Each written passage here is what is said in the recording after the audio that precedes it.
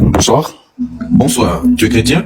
C'est logique. Bien sûr. Je crois au Seigneur Jésus-Christ et je crois qu'il est Dieu et qu'il reviendra pour juger les vivants et les morts.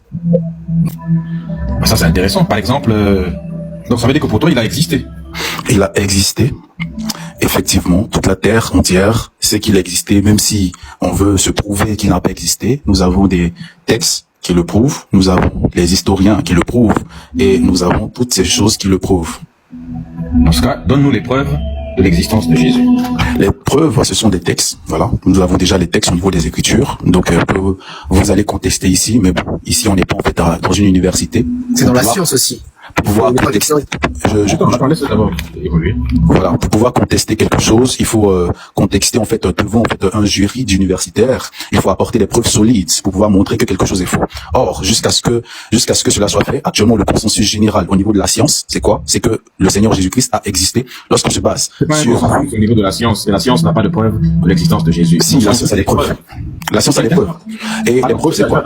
C'est-à-dire, par exemple, tu as dit les Écritures, ce sont une preuve. Bien sûr. Bien sûr, les Écritures sont du preuve. Donc Harry Potter a existé. Lorsqu'on parle des Écritures, on parle du témoignage. On parle pas de n'importe quelle écriture. Mais dans ce cas, il faut dire quelle écriture, parce que quand il y a les écritures, par exemple, on parle par exemple des écritures dans un temple perdu. Donc là, si je te prends par exemple des sources chrétiennes, donc je vais te prendre les évangiles, voilà, et après les épîtres. Voilà, ça sont des sources chrétiennes. On appelle ça un argument circulaire. Non. Là où toi tu as appris l'existence de Jésus, c'est dans la Bible. Et tu ne peux pas utiliser les textes qui sont dans la Bible pour confirmer que ce que dit la Bible est vrai. Ça, c'est ça, un argument circulaire. Et tous les pasteurs font des arguments circulaires. Méthodologiquement. Ce n'est pas de la méthodologie, c'est un argument circulaire. Si, en fait, si nous voulons faire de la méthodologie, voilà, parce que il ne faudrait pas que nous fassions des choses, soyons méthodologiques. Dans la méthodologie historique, pour pouvoir prouver que quelqu'un a existé, on se base sur les preuves archéologiques ou bien les preuves, les écrits. Voilà, par exemple, lorsque vous allez prendre les conquêtes de Jules César, il n'y a pas autant de sources sur les conquêtes de Jules César, mais pourtant elles ont existé. Et comment on les voit? On les voit au travers des écritures, des écrits. Donc, lorsque vous regardez ici aujourd'hui les écritures bibliques ou bien les écritures des auteurs non chrétiens comme Flavius Joseph ou bien Tacite, qui sont des auteurs non chrétiens qui prouvent l'existence de Jésus. Voilà. Maintenant, vous allez citer des personnes qui ont contesté ces différentes histoires. Mais, comme je vous ai dit, en fait, le consensus scientifique et universitaire aujourd'hui est en majorité d'accord que ces textes sont des textes authentiques et que le Seigneur Jésus-Christ a existé. Alors, il n'existe aucun consensus. Je te défie de nous sortir un consensus ici qui montre que les textes de Flavius Joseph de Tacite sont des textes originaux. Au contraire même, attends. Il n'existe aucun consensus sur le fait que, au contraire, c'est même l'inverse. Il y a un net consensus sur le fait que ces textes ne sont pas originaux. Parce qu'il n'existe aucun texte original. Et les chercheurs ne peuvent pas faire un consensus sur un truc qui n'existe pas. Il n'existe aucun texte original de Flavius Joseph ou de Tacite. Moi, j'ai lu le livre de Flavius Joseph. Est-ce que tu sais comment ça s'intitule, le livre de Flavius Joseph? Les antiquités juives. Et Tacite a écrit quoi? Tacite, j'ai pas vu. J'ai juste vu Tacite. C'est les annales. Oui, on appelle ça les annales. Puis aussi les quelqu'un le jeune c'est pas les annales des Houbilins pour les pervers qui nous écoutent dans les commentaires. Donc, dans les annales de Tacite ou dans les antiquités juives de Flavius Joseph, ces deux textes ne sont pas originaux. Parce qu'à l'époque, ce sont des moines de l'église catholique qui étaient chargés de copier les textes et puis de les mettre sur de nouveaux parchemins. Parce que les parchemins prenaient de l'humidité et se détruisaient avec l'humidité de l'eau. Donc ou bien c'était mangé par des souris. Alors ils écrivaient sur des nouveaux parchemins et à chaque fois ils ajoutaient ce qu'ils voulaient à l'intérieur. Ils étaient à chaque fois pris en flagrant délit de marmaille, d'ajout. Alors moi je m'en distingue pas sur l'argument que tu es en train de dire. Lorsque des théologiens comme les Hermann Bapt montrent les textes, ils montrent très bien que les textes par exemple des évangiles sont des textes qui ont été totalement gondolés, c'est-à-dire que ils sont totalement modifiés, pardon. On ajoutait n'importe quoi dessus. Les gens ajoutaient 3-4 phrases, plusieurs lignes. Ça n'a pas de sens. Et lorsque tu parles de Flavius Joseph et de Tacite, les deux ont existé après Jésus-Christ. Mais tu nous parles pas. À l'époque de Jésus-Christ, il y avait des auteurs. Bien sûr. Il y a Philon d'Alexandrie, il y a Sénèque, il y a Pline l'Ancien. Mais aucun d'eux, ils ne sont pas les seuls. Et Michael Polkovitch a montré qu'il y a 126 textes qui datent de l'époque de Jésus-Christ, et sur les 126 textes, aucun d'eux, je répète, aucun d'eux n'a parlé de Jésus. On nous sort toujours des textes d'après Jésus-Christ, parce qu'il est normal quand une religion a été inventée après que les gens disent que oui, Jésus a existé, puisqu'à l'époque, eux, ils pensaient que Jésus a existé. C'est comme sortir des textes de 2025 pour dire que Jésus a existé, mais tout le monde pense en 2025 que Jésus a existé. Donc c'est normal qu'il y ait un chrétien qui écrive que Jésus a existé, puisqu'il y croit. Et en plus de ça, quand même ce ne serait pas le cas, l'église catholique a suffisamment été pris en flagrant délit de mensonges. Ils ont fabriqué de faux témoignages, ils ont fabriqué de faux miracles, des fausses reliques, pendant du 5e siècle jusqu'à après. Ça a été jusqu'au 18e siècle, ça a été jusqu'au 19e siècle, ça a été la foire à la fabrique des fausses reliques. Donc, tout ça, c'est pas vrai. Alors, je peux parler? Oui, on attend d'autres preuves. Alors, donc comme je disais en fait, ce que tu es en train de dire, ce sont des arguments que tu as pris en fait de certaines personnes. Mais comme je dis en fait, un argument, voilà, c'est un peu comme lorsque nous sommes... Ce sont des faits. Non, lorsque nous sommes à l'université, et puis moi je suis en train de défendre une thèse, voilà, donc faut s'attendre aussi à ce qu'il y ait des antithèses. Et jusqu'à preuve du contraire, voilà, nous avons les textes, voilà, maintenant après vous pouvez toujours discuter de l'authenticité des textes en disant que oui, c'était mais apporter une preuve que le texte, parce que moi, si je te demande la preuve que les textes de Flavius Joseph sont faux, tu vas me donner quelle preuve? Mais tu ne comprends pas. Non, moi je te pose la question. Si je te demande de me donner la preuve que les textes de Flavius Joseph, parce que ce sont des textes qui sont datés du IIe siècle. Donc, si je te demande, quelle est la méthodologie sur laquelle toi tu vas t'appuyer pour prouver que les textes de Flavius Joseph sont faux? Comment est-ce que toi tu vas le faire? Écoute, il y a des experts. D'abord, premièrement, dans les deux sens, il y a les experts dans les deux camps. Attends d'abord. Premièrement, en gros, comme tu n'as pas d'argument, ton argument, tu vas te baser maintenant sur la négation. C'est ce que les chrétiens font quand ils n'ont plus d'argument. Nier tout ce qu'on dit maintenant en bloc. Mais non, parce que là, tu n'apportes pas aussi d'argument. Tu ne fais que citer les personnes qui sont contre. Non, voilà. Attends d'abord, je t'explique. Oui, vas-y. Mais il faut citer des experts dans le domaine. Toi, tes gens que tu cites, tu n'as pas cité des experts ou quoi que ce soit. Tout ce que tu as fait, c'est que tu nous as balancé des textes. Je te dis que le texte de Flavius Joseph n'est pas original. Selon quelle preuve? Il n'existe aucun texte de Flavius Joseph actuellement qui date du IIe siècle. Mais si moi, il faut que tu prouves. Non, attends d'abord, ne gaspille pas le débat. Et c'est toujours le problème quand on débat avec vous. On dit là, on débat avec des enfants. Écoute-moi. Au moment où nous sommes en train de parler, toi et moi, aucun texte de Flavius Joseph ne date du IIe siècle. Sinon, si tu affirmes qu'il y a un texte qui date du IIe siècle, toi, je te mets au défi de me sortir une étude par carbone 14 ou par d'autres méthodes de datation qui ont daté ces textes-là du IIe siècle. Tous les textes qu'on a ne sont que des copies tardives. Il n'y a aucun texte original de Flavius Joseph dont on a pu étudier comme ça pour dire que ça date du IIe siècle. Il n'y en a pas. Si tu penses qu'il y en a, dis-moi. Alors, moi, je vais te poser une question. Je vais te poser d'abord une question. Est-ce que la véracité d'un texte, ça, je te pose une question en méthodologie historique. Est-ce que la proximité d'un événement avec la date à laquelle l'événement a été écrit fait preuve de véracité? Je reformule en fait. Est-ce que parce que un texte a été écrit plusieurs années après un événement, cela prouve que ce texte est vrai ou cela prouve que le texte est faux? Ça ne prouve ni que le texte est vrai, ni que le texte est faux. Merci beaucoup. Aucun élément est vrai. D'abord, le fait qu'un texte soit écrit des années après, déjà, c'est suspect, parce que... Non, pas du tout. Pas du tout. Si. Pas du tout. Je vais te donner un exemple tout de suite. Attends d'abord. Le fait qu'un texte soit écrit plus tard, c'est déjà un problème. Parce que quand un événement se produit depuis des siècles plus tard, on vient écrire un texte, ou plusieurs décennies ou des siècles plus tard, c'est déjà problématique. Quand on sait qu'il y a des textes, par exemple, s'il se produit un événement en 2024, la guerre entre Israël et puis l'autre là, personne n'écrit. Iran et puis Israël. Personne ne parle. Aucune personne n'a écrit ça en 2025.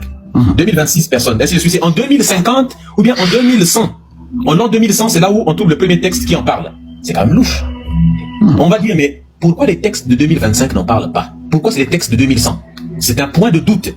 Alors, là, merci beaucoup parce que là, tu viens de prendre un exemple, en fait, qui va te montrer, là, tu dis un événement qui se passe, c'est-à-dire la guerre entre l'Ukraine et puis la Russie. Donc, c'est un événement relativement majeur qui touche toute la Terre. On est d'accord?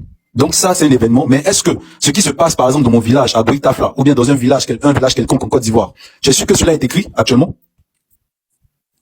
Mais je comprends pas.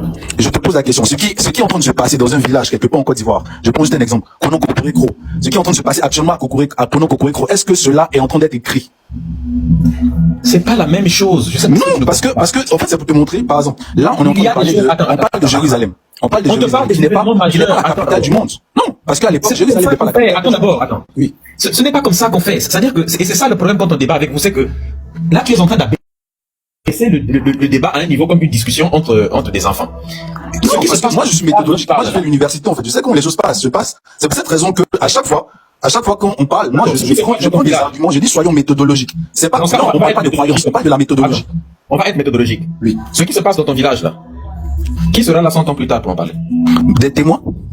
Des témoins qui ont 100 ans. Des témoins oculaires de la scène. Une scène qui s'est passée dans un village. On peut aller voir des témoins qui ont vu la scène et puis maintenant. Des témoins qui ont 100, 200 ans, des témoins fiables. Comment? Maintenant, regarde là où ton argument n'a aucun sens. Un témoin qui a 100 ans est un témoin qui n'est pas fiable. Parce qu'à 100 ans, la mémoire... Selon toi. Ce n'est pas selon moi. Les études le montrent. Lorsqu'on grandit, plus il y a destruction des neurones. Les neurones se détruisent avec l'âge. Ce sont des cellules. Il y a apoptose. Et l'apoptose, ça se produit. Maintenant, s'il y a plusieurs centenaires, qui racontent plus ou moins la même histoire. Mais à l'époque, les gens n'étaient pas centenaires. Aujourd'hui, l'espérance de vie est plus que les gens vivent longtemps. À l'époque de son soi-disant Jésus-Christ, les gens ne vivaient pas 100 ans. L'espérance de vie était plus courte. Oui, mais l'espérance de vie, c'est une moyenne. Tu les as eu où? Non, l'espérance de vie, c'est une moyenne. On est d'accord. Quoi? L'espérance de vie, c'est une moyenne. C'est-à-dire, si par exemple, il y a quelqu'un qui vit 100 ans et une autre personne qui vit 50 ans, si on fait la moyenne, ça fait combien? C'est pas comme ça que l'on fait les choses. Mais attends, mais comment on calcule l'espérance de vie? C'est une moyenne, mais c'est pas une moyenne. Ce n'est pas ça. Vous aimez toujours dévier les débats. On va pas refaire le calcul de l'espérance de vie ici là. Il est admis. Et si tu doutes de ça, va aller voir les experts. À l'époque, l'espérance de vie était moindre. Aujourd'hui, à cause mais c'est la raison que je te pose la question. Comment est-ce qu'on calcule l'espérance de vie? Mais on s'en fout de comment on calcule l'espérance de vie. Mais parce que quand tu dis que l'espérance de vie est de 50 ans, par exemple, cela, dans ton esprit, tu penses qu'il y a des personnes qui n'ont pas 100 ans, alors que c'est pas comme ça qu'on calcule l'espérance de vie. On calcule l'espérance de vie en fonction des personnes qui ont le plus grand âge et le plus petit, et on fait une moyenne entre les deux. Ça veut pas dire qu'il n'y a pas d'autres personnes. C'est ça que je suis en train de te dire. C'est pas possible. Il y a des raisons pour calculer. Je vais t'expliquer un truc peut-être que tu ne comprends pas. Quand on parle d'espérance de vie, on regarde d'abord les moyens. À l'époque, il n'y avait pas d'hôpitaux développés comme aujourd'hui. Il n'y avait pas de blocs opératoires de chirurgie. Il n'y avait pas de maternité aussi évoluée qu'aujourd'hui. À l'époque, il n'y avait pas de moyens de transport. Tout ça sont autant de moyens pour réduire, n'est-ce pas? Il n'y avait pas de système de défense comme on est aujourd'hui pour protéger les gens. Il y a plein d'éléments comme ça qui contribuent aujourd'hui à l'espérance de vie que nous n'avions pas à l'époque. Il n'y avait pas de téléphone pour appeler rapidement pour des besoins de sécurité, ainsi de suite. En fait, pour calculer l'espérance de vie, on met plusieurs facteurs. On ne prend pas, comme tu dis, une moyenne, ainsi de suite, seulement, et puis c'est fini. On prend en compte énormément de facteurs. Et tout ça, pourquoi tu t'engouffres dans ça? Parce que vu que tu es incapable de donner l'épreuve de l'existence de Jésus, tu commences maintenant à chercher des échappatoires. Non, je ne cherche pas d'échappatoire. Là, tu es en train de dire que, avant de venir affirmer quelque chose, c'est-à-dire, imagine que toi, tu es un professeur à l'école et que toi, tu dois noter un élève. Avant que cet élève affirme quelque chose, mais il faut que cet élève apporte des preuves de ce qu'il est en train de dire. C'est toi qui dois apporter les preuves de l'existence de Jésus. Ça va dans les deux sens. Ça va dans les deux sens. C'est comme si là, par exemple, tu me demandes des preuves. Toi, tu viens affirmer que Jésus n'a pas existé. Et tu dis, moi, de t'apporter des preuves qu'il a existé. Toi aussi, apporte-moi des preuves qu'il n'a pas existé. Et ça aussi, c'est un problème de logique. La plupart, ce qui m'étonne toujours, c'est que vous commettez des erreurs de logique que les jeunes ici, là, ne commettent plus. Les jeunes qui sont avec moi ici, là, il y a des erreurs qu'ils ne pourront plus jamais commettre. Ça, c'est une erreur de logique que tu as commis. On appelle ça le rasoir de Hitchens. Le rasoir de Hitchens affirme ceci, c'est un principe de logique. Tout ce qui est annoncé sans preuve peut être rejeté sans preuve. Et que la charge de la preuve appartient à celui qui affirme et non pas à celui qui nie. Si quelqu'un nie une affirmation, il appartient à l'affirmateur d'apporter les preuves de ce qu'il dit qui a existé. Quand quelqu'un affirme qu'une chose a existé, soit il a des preuves de son existence, soit il n'en a pas. Et tant qu'il n'a pas présenté les preuves de l'existence de la chose demeure inexistante jusqu'à preuve du contraire. Donc, ce qui veut dire que si tu affirmes l'existence de Jésus, c'est à toi d'apporter les preuves que Jésus existe. Et tant que tu n'apporteras aucune preuve irréfutable de l'existence de Jésus, tu sais qu'en fait, ce que tu appelles la preuve irréfutable, en science, c'est quelque chose de quasiment inexistant, non? La preuve irréfutable. Toute preuve est réfutable. Non? Bien sûr. Si, toute preuve est réfutable. On peut réfuter toutes sortes de preuves. Je ne sais pas si tu sais ce que c'est que la réfutabilité en science. Un test ADN, c'est pas réfutable, c'est des faits. Un test ADN n'est pas réfutable. Mais ça dépend des conditions dans lesquelles le texte a été fait. La réfutabilité, c'est quand on reproduit les mêmes conditions. Tu reproduis les mêmes conditions, les conditions normales, et tu trouves le même résultat à chaque fois. Donc, en fait, moi, c'est ce que je suis en train de dire. C'est-à-dire, regardez ce débat que nous sommes en train de faire. Ici, là, comme je le dis tous les jours, nous ne sommes pas dans une salle d'université. Et si nous voulons faire un débat universitaire, il y a des personnes qui vont venir avec leurs documents, avec des preuves. Et comme moi, par exemple, moi, je suis même pas calé dans le domaine. Hein. Moi, je dis simplement que nous avons des preuves historiques et des textes. Et vous savez, avec moi ici, l'importance des traditions orales, surtout à l'époque. Voilà. Donc, c'est pas étonnant qu'il y ait un texte qui a été fait plusieurs années plus tard. Voilà. Donc ça, c'est pas quelque chose qui est étonnant, étant donné qu'il y avait déjà une tradition orale. En plus de cela, le texte dit quoi? Le texte, ce sont des personnes qui ne sont pas chrétiennes. Par exemple, si vous parlez des évangiles, ce sont les chrétiens qui ont écrit les évangiles. On peut discuter de cela. Mais tandis que là, on peut parler des textes qui ne sont pas, voilà, donc qui ont écrit basés sur la présence chrétienne à Rome. Parce que, on parle sur la présence chrétienne à Rome. Maintenant, si on voit les chrétiens à Rome, on se pose la question de savoir, mais c'est quoi l'origine de ces personnes? Et l'origine de ces personnes, c'est cela. Voilà. C'est juste qu'on trace. Si on veut savoir pourquoi est-ce que vous êtes devenus chrétiens, mais on va partir demander à ces personnes pourquoi est-ce qu'ils sont devenus chrétiens. Et ces personnes tracent leur origine au niveau de Jérusalem, au niveau de Jésus, qui est mort, qui a été crucifié, et puis qui est ressuscité. Je comprends pas ce que tu racontes. Je suis en train de dire que ce sont des témoignages. Maintenant, après, on peut réfuter. Une question prophète. Si Jésus a existé, est-ce que ça prouve que c'est le Fils de Dieu? Ça, on est en train de faire du coq à l'âne, et puis voilà. Mais non, c'est de la croix. Dans le même truc. C'est-à-dire que quand bien même ton Jésus aurait existé, ça ne prouverait pas qu'il est le Fils de Dieu. Moi, je te dis même pas que je te dis que Jésus est Dieu même. Ça prouve que s'il a existé, qu'il est Dieu. Lui, Jésus est Dieu. Et c'est lui qui est le créateur du ciel. Donc il a multiplié les points.